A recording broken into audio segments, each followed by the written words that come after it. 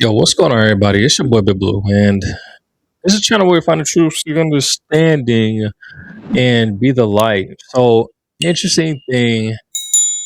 This is yet another day, and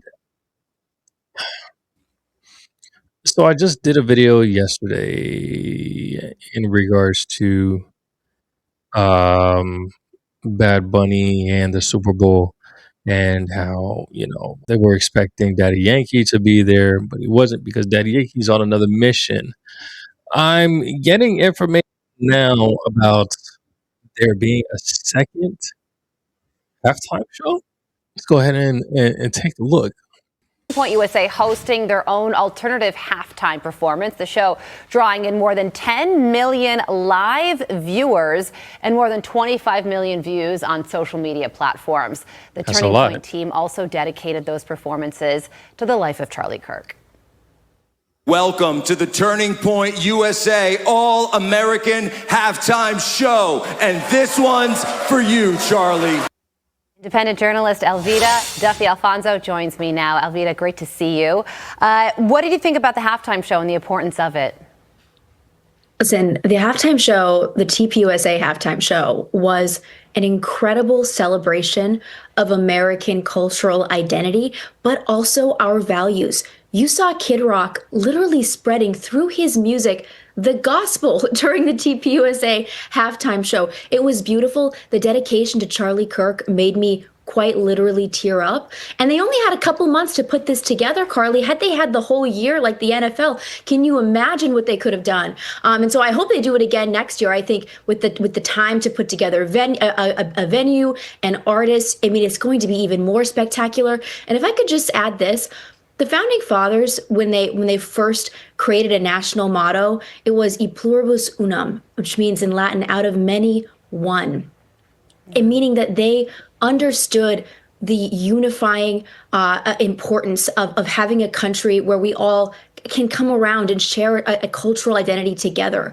And that's what I felt like the TPUSA halftime show really celebrated. We hear a lot today about diversity is our strength, multiculturalism, divisiveness. That was not this halftime show. It was truly beautiful. It was wonderful, and it was a perfect celebration of America 250. It was certainly unifying. Yeah, you're absolutely right about that. And your wish is about to come true when it comes to next year. Here's Andrew Colvett on an announcement for the future. Watch this. We're going to do another halftime show for the country next year. So I'm breaking a little news here, Brian. 20 million at very minimum. People are paying attention. And, if you give us a year to plan this thing, I'm really excited. Sad to see what we can pull off, but we got to do it for the country, and this was a massive success, and we were grateful to do it. And the goal, of course, Evita, of Turning Point as a whole is to inspire young people to join the conservative movement. Do you think that these alternative halftime shows are part of achieving that goal, or is this just about playing fun?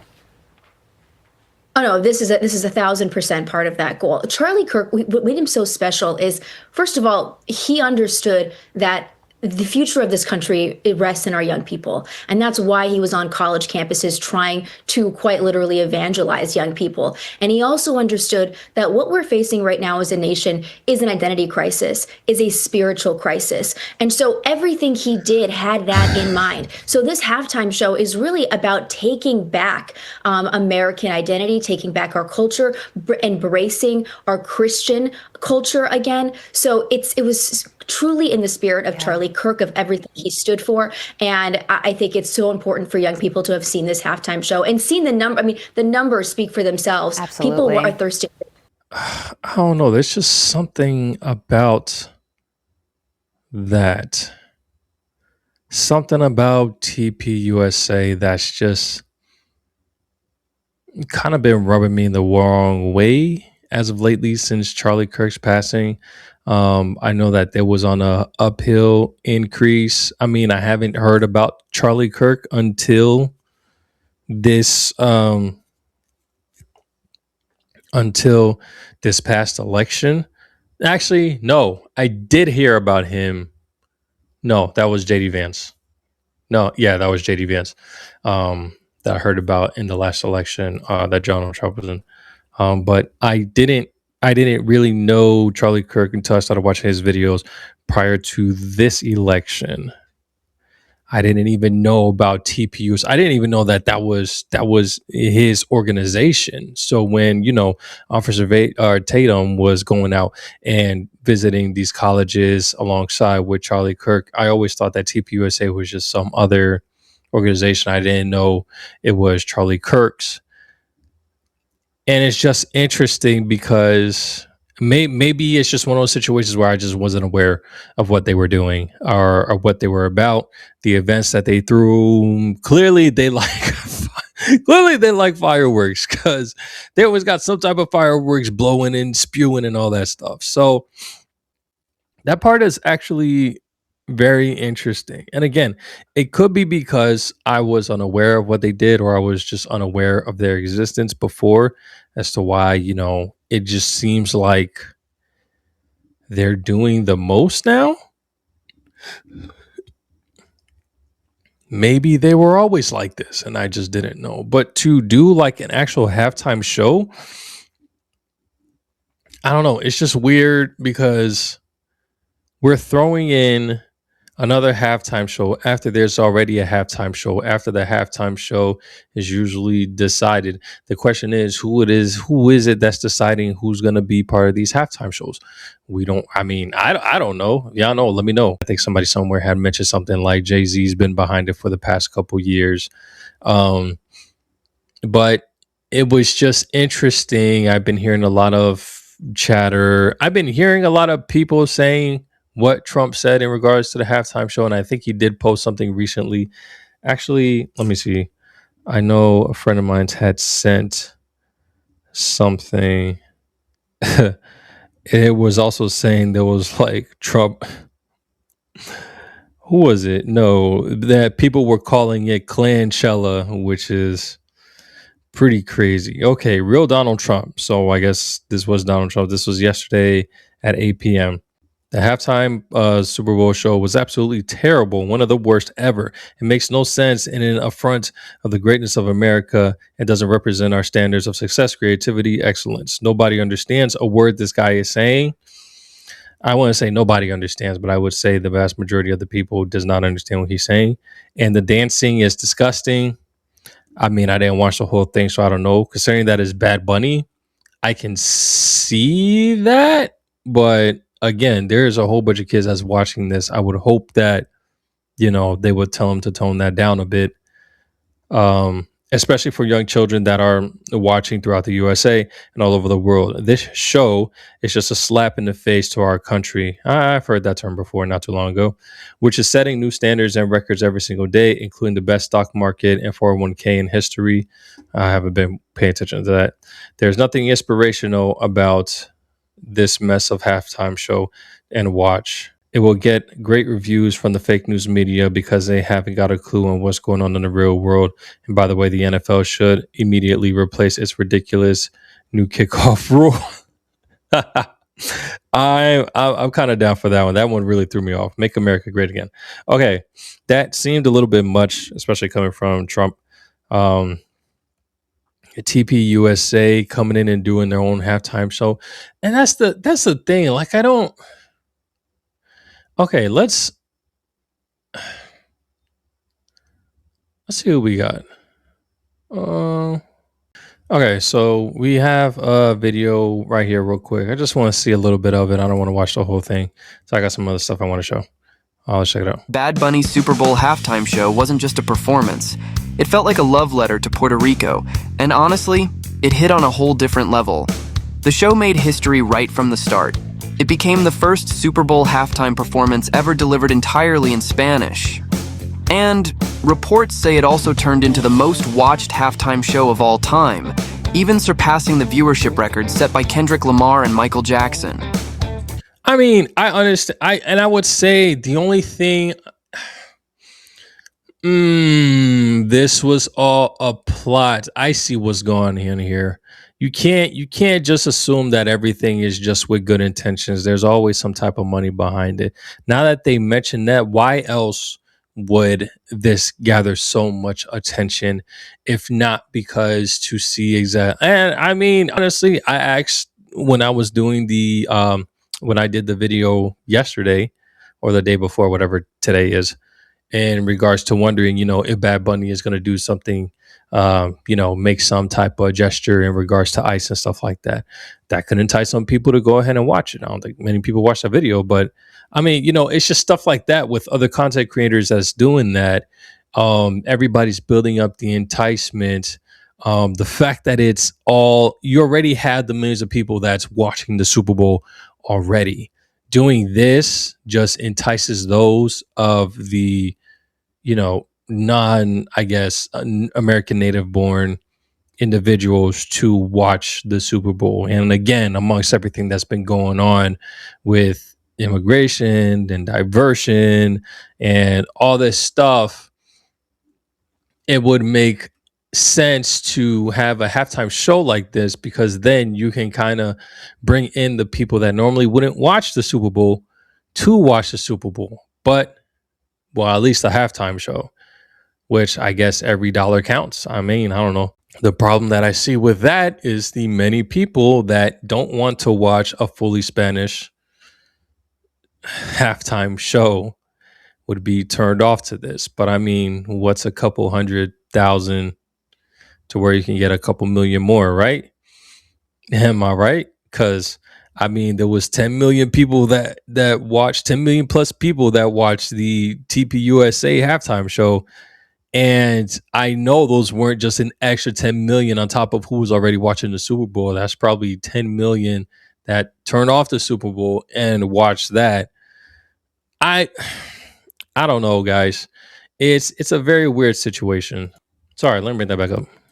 We're already telling a story. The show opens in sugarcane fields, and that didn't feel random at all. Sugarcane is often linked to difficult chapters in Puerto Rico's history, including outside corporate control, land loss, and economic exploitation. So placing music and artistry right there felt like a statement. You're not just watching a show, you're watching commentary through imagery. And did you notice the violins in the middle of that setting? That contrast really stands out. Classical European-style instruments placed in a Caribbean landscape, alongside modern Latin music, felt like a quiet way of showing how layered Puerto Rican identity really is. I learned that there's nothing better than be yourself, most in life, but Okay, so I did see that part. It was very Puerto Rican culture based, and which is cool. I think the difference between what happened here and and it's funny because I was on the Anton Daniels. Oh, this was, I guess it would have been around this time last year, because one of the topics was in regards to the Super Bowl, and I was mentioning how I didn't, when it comes to the Super Bowl, I didn't care for the halftime show or whatever. And he was trying to get on me talking about, so well then why'd you go and watch the halftime show? And you're saying like it didn't matter that much. The thing is that I don't understand why he didn't get this. But the thing is that when you go in and watch something, I didn't come here like, oh yeah, I'm coming to watch the halftime show, which I didn't watch the halftime show for this one. But I want to see what they're going to do, what they're going to perform. Oh, that's what it was, saying that it was trash. I'm like, I didn't see nothing wrong with it. It was very artful. It painted an image, and it had the music and all that stuff. It was very artsy.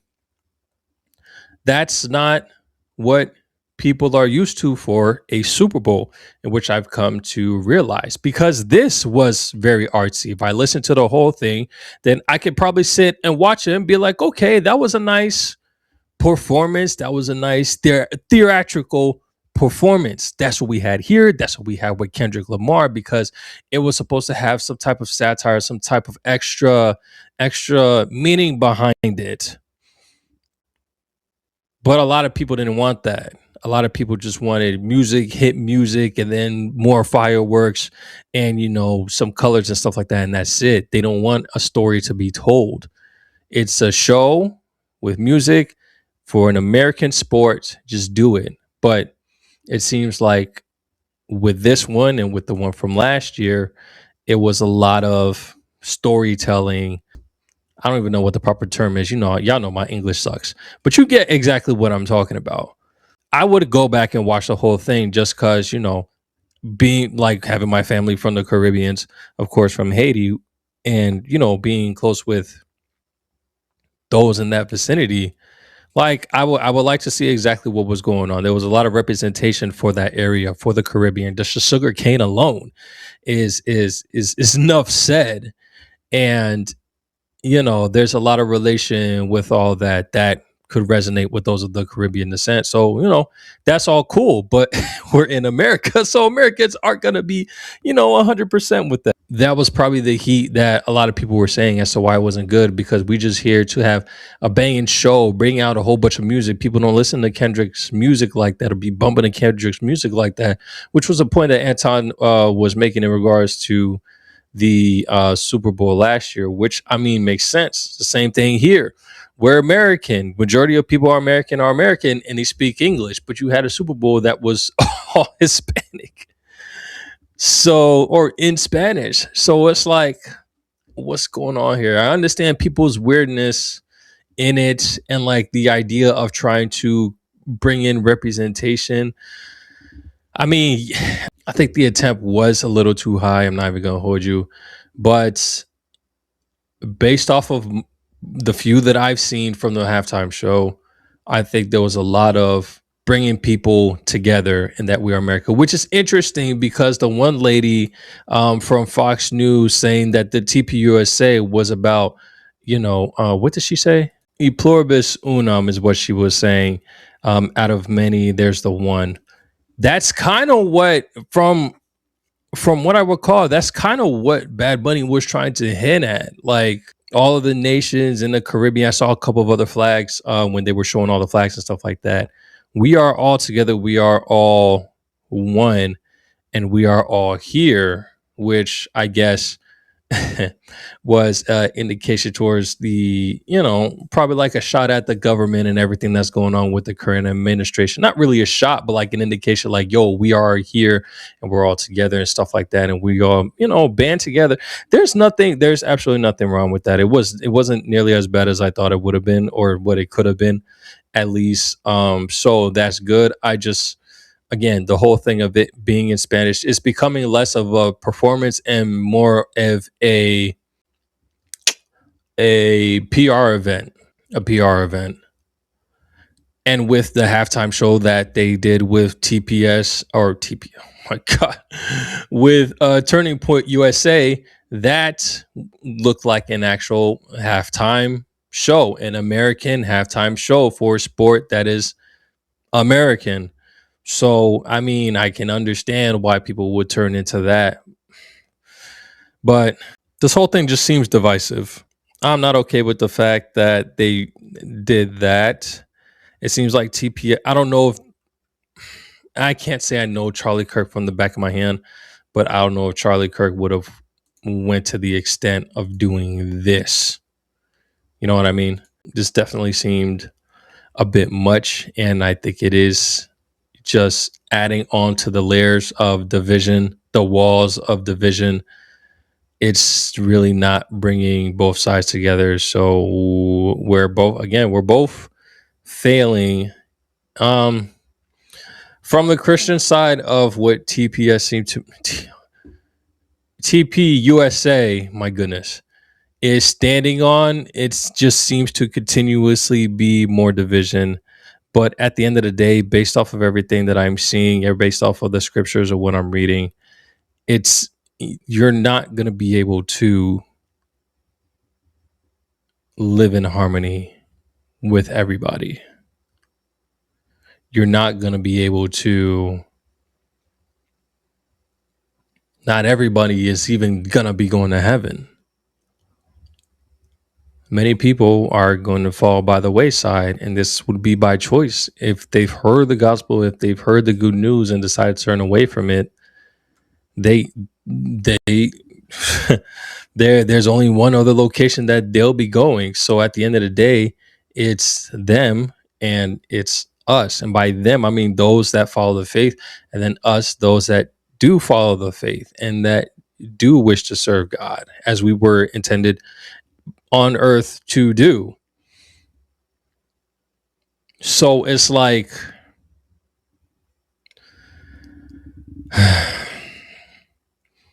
I don't know, man. Just trying to find that happy medium. But in regards to that, Speaking of God, why is my face orange? Is it this? Oh, okay. There's just extra sun outside. I look a little orange, guys. I'm sorry. Speaking in regards to God, I couldn't find it, but Bad Bunny did mention thank you. I think he said thank you God or God bless America or something like that in the beginning of his show, which is interesting because who really does that at the beginning of their show? Maybe when they're doing an award, maybe this could be an award for him, but it was just interesting. And again, as always, anytime somebody says thank you God or bless God and stuff like that, I'm always in hopes that they are talking to the God Yeshua that we worship, the God of Abraham, which I'm going to keep on saying just so that everybody knows exactly which God I'm talking about. Like, that's the hopes. And apparently, like I put in the video the other day with Daddy Yankee said that he had talked to Bad Bunny. And apparently, as I checked in one of the videos, Bad Bunny had cleared out his followings and stuff on one of his accounts. It looked like he was gonna go as clean slate on whatever. I don't know what the issue is. I'm not no what do you call those? Paparazzi or rumor channels and stuff like that. But I am hoping for the best for Bad Bunny. If he's talked to Daddy Yankee, and like I mentioned in the other video, how big Daddy Yankee is, and how he even realized that things of this world do not matter except for following Christ and really seeking God's will. Hopefully, he was able to reach out to Bad Bunny and get some convincing and influencing going on to where he is maybe feeling this conviction to actually want to follow the same path. So there was that, but then there's also another interesting thing that happened at the TPUSA halftime show. Let's check it out. This is Kid Rock. There's a book that's sitting in your house somewhere that could use some dusting off. There's a man who died for all our sins, hanging from the cross. You can give your life to Jesus, and he'll give you a second chance till you can't. Interesting. Don't want to get copyright yet again, so we're not gonna play that whole thing. But that was just a nice little insert into his song "Till You Can't," where he talks about Jesus who can give a second chance, a man who died on the cross to give us a second chance and to actually tell the people, yo, that book that's taking up dust that you got when you was younger, go ahead and dust that off and read it. And the interesting thing, the thing that I like about that is, even though there's some of these artists, I'll hold a lot of grace. If you guys have seen my videos, I hold a lot of grace to artists that are out here talking about God, talking about Jesus, the God of Yeshua.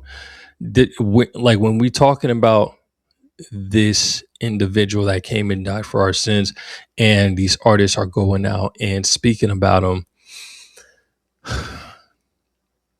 there may be times where they're going through their stuff, they're still doing or going about their life the way that they do. It's going to take some time to stop doing, depending on the person, to stop doing what it is that you're doing, especially if it's constant in your life. Kid Rock had been in some stuff in the past, same way how Jelly Roll has been in some stuff in the past, and maybe still affiliated unintentionally with some stuff. I give grace to these guys so that God can continue to work in them, and that they continue to seek the truth, and that they continue to read the Bible, as he was just saying, and learning the truth and changing their ways, repenting and turning back from whatever it is that they were doing that was keeping them away from God. I give a little less grace to pastors just because I should still give them the same amount of grace. But when you've read the word and you holding that title, I would assume that you've read and understood the word, which is why Paul says that being the head of a church is not an easy feat, is not an easy task, but people still take it and they abuse it. And those are the people that I have less grace for. But I don't know, man. Anyways, and to the point,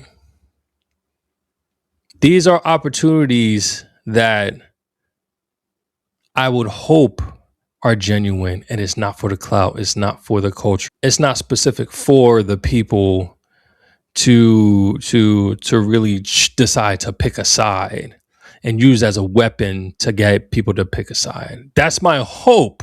I'm not saying that I'm going to be naive and think that that's not the case, but that is my hope, that Chris Rock is genuine in saying these words to the people that are watching, to the 10 million people that were watching.